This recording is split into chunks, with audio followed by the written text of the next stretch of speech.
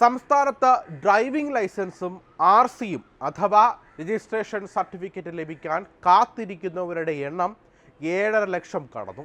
കരാർ കമ്പനിക്ക് കോടിക്കണക്കിന് രൂപയുടെ കുടിശ്ശിക വരുത്തിയതോടെ അച്ചടി നിർത്തിവെച്ചതാണ് മുൻപെങ്ങുമില്ലാത്ത പ്രതിസന്ധിക്ക് കാരണമായിരിക്കുന്നത്.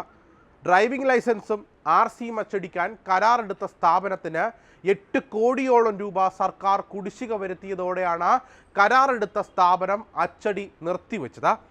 അച്ചടി സ്ഥാപനത്തിന് മാത്രമല്ല തപാൽ വകുപ്പിനും നൽകാനുണ്ട് കോടികൾ.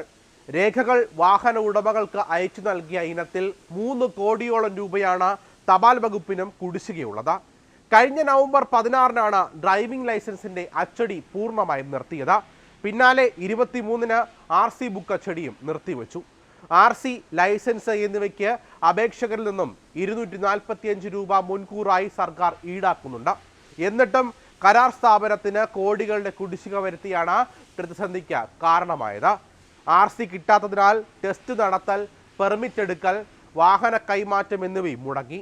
ഡ്രൈവിംഗ് ടെസ്റ്റ് വിജയകരമായി പൂർത്തിയാക്കി മാസങ്ങൾ കഴിഞ്ഞിട്ടും ലൈസൻസ് ലഭിക്കാത്തവരും പുതിയ വാഹനത്തിന് RC ലഭിക്കാത്തവരും ഓഫീസിലെത്തി വാക്കുതർക്കമുണ്ടാക്കുന്നത് പതിവായതോടെ മോട്ടോർ വാഹന ഉദ്യോഗസ്ഥർ കടുത്ത സമ്മർദ്ദത്തിലാണ്.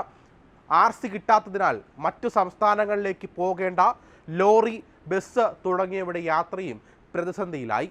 ഫിറ്റ്നസ് ടെസ്റ്റിനായി ഹാജരാക്കുന്ന പഴയ വാഹനങ്ങളുടെ RC RT ഓഫീസിൽ നൽകിയാൽ പിന്നീട് നൽകുന്നത് പുതിയ PVC കാർഡുകളായതിനാൽ ഈ വാഹനങ്ങളും പ്രതിസന്ധിയിലാണ്.